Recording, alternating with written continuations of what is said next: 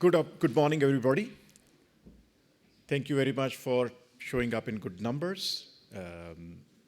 This is the last session of this morning, and we realize that we are the people between you and your lunch.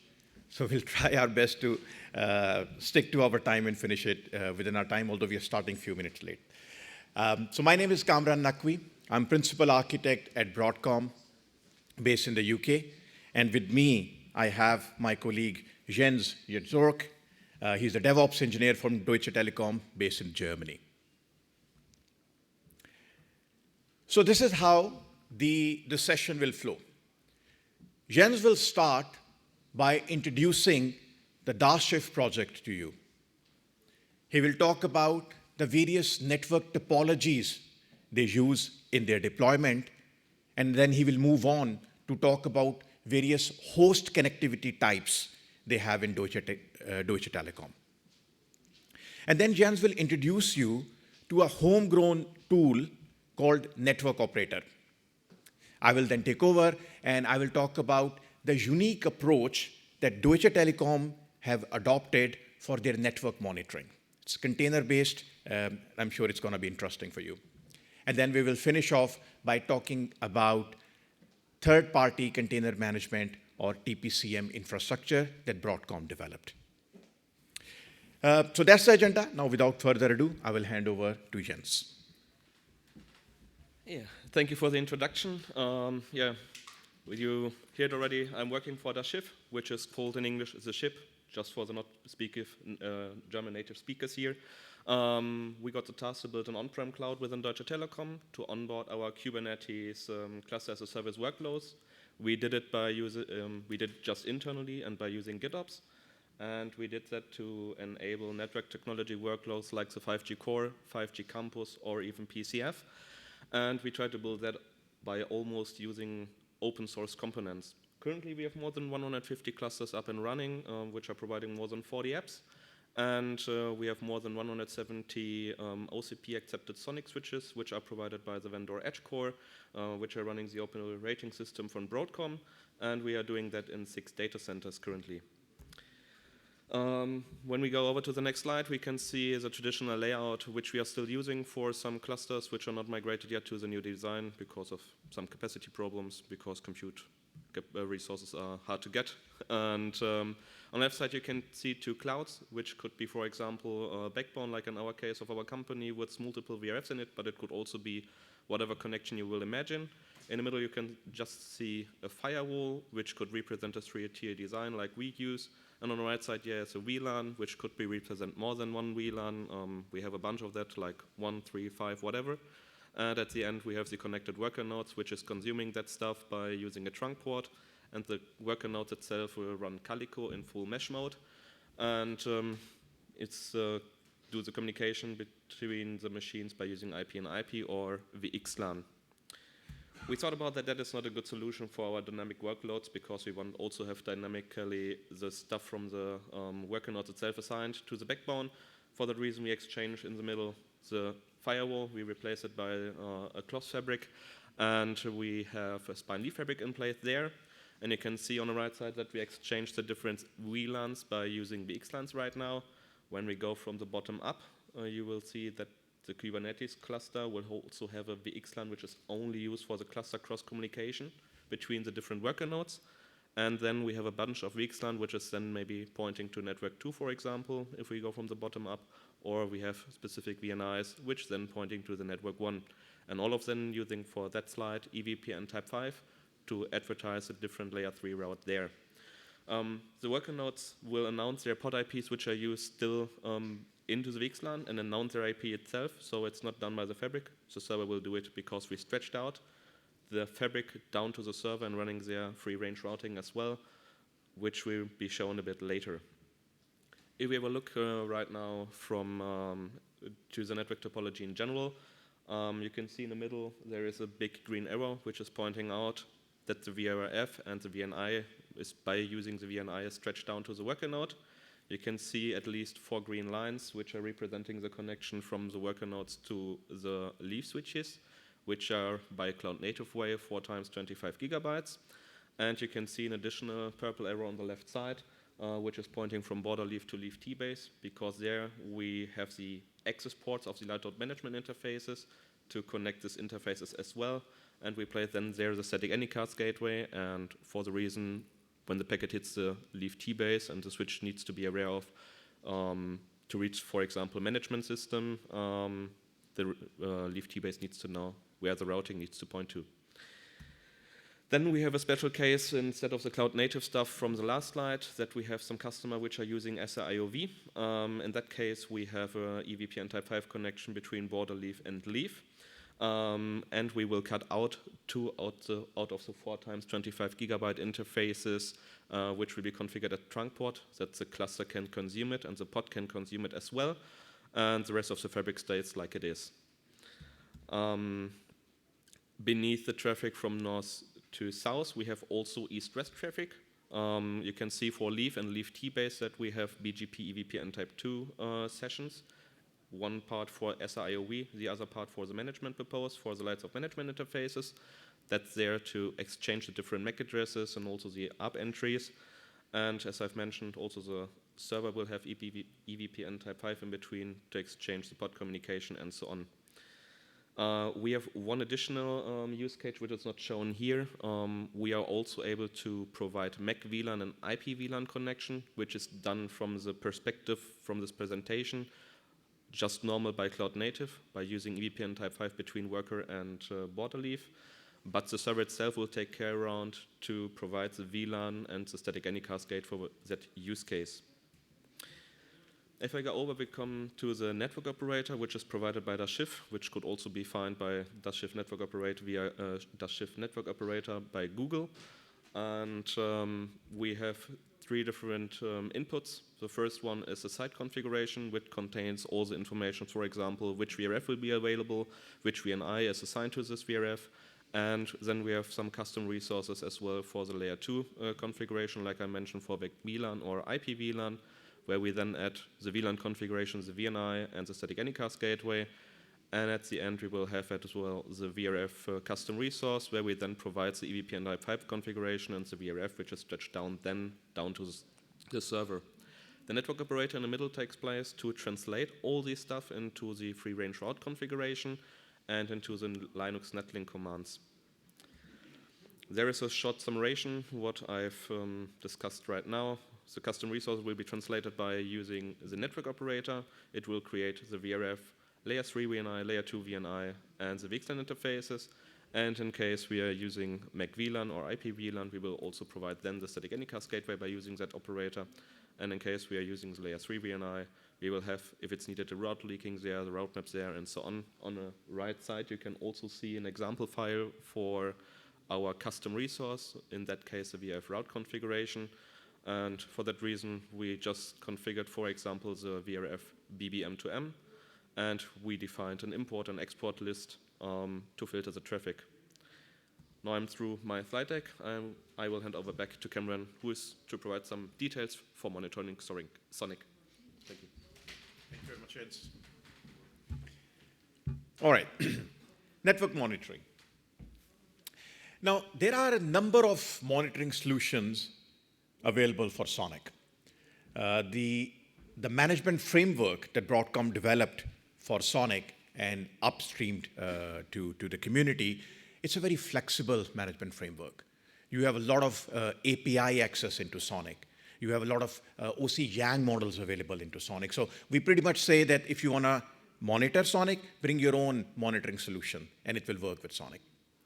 But because the Deutsche Telekom team, they've been building this cloud-native environment, it was only natural that they wanted to, there was a strong inclination from the Deutsche Telekom team to use a cloud-native type monitoring solution. And when we look at the cloud-native environment, we see that the Prometheus is probably the most popular monitoring solution for cloud-native environment, including Kubernetes. So once again, it was only natural that Deutsche Telekom team aspired to use Prometheus-based solution for monitoring their Sonic solution as well. But there was a challenge. This solution was not optimized to monitor network environments. It was not monitoring the right network metrics. So what do? So Deutsche Telekom team and our partner Stordis, they gathered together and they started to fix this problem. The aim was to make this Prometheus monitoring solution fit for purpose for Sonic. And the result of their endeavor is what we call Project Monsoon. So what you see on the right-hand side here, this is a graphical representation of Project Monsoon. As you can see, it comprises 3 layers. At the bottom layer, we have data collection agents. And you can see there are 2 data collection agents being used in Project Monsoon, Node Exporter and Sonic Exporter. Remember, both of these data collection agents are running on every Sonic switch as container, as the third-party containers. Node Exporter is the default exporter for Prometheus. It's an open source solution. It talks to Linux kernel, and it can provide you hardware and OS-related metrics. Metrics like CPU utilization, metrics like memory utilization, disk utilization, and so on. But on the other hand, Sonic Exporter is something which is specifically developed under Project Monsoon to monitor Sonic. Sonic Exporter, as you can see, talks directly to Redis database. And it can provide you some unique network-related metrics. So it provides you metrics like BGP pairing information. It provides you metrics like VXLAN EVPN information, metrics like MC lag information, NTP information, and so on. If we move up the stack, the second layer in Project Monsoon is Prometheus server itself, which is the data collection tool. So what this Prometheus server is doing, it is going out, talking to both of these agents and pulling all these metrics, and then saving them as a time series data. The top layer, I'm sure everybody know about it. This is Grafana, which is a visualization tool. So what Grafana is doing, it is reading this time series data, and Grafana is making all these beautiful graphical interface and dashboard for you to show you how your network is behaving. So this is how network monitoring is happening in Deutsche Telekom. But if you want to know more about Project Monsoon, I would like you to meet my friend Kamal Bhatt. Kamal, if you don't mind, can you please stand for a minute? So Kamal is the software architect for Project Monsoon. He did a wonderful session yesterday, a deep dive into Monsoon and a demo in the Sonic workshop. It should be available on YouTube in a day, in a week, hopefully. And he's also doing a live demo of Project Monsoon on the Stordis booth outside. You're still doing that, right? So if you're interested, I would suggest, talk to Kamal and have a look at it. Thank you, Kamal. Wonderful job, yeah? All right, which takes me to the last topic of the day. All right, third-party container management. In the last slide, I showed you how Deutsche Telekom are using 2 containers on every switch to monitor their solution.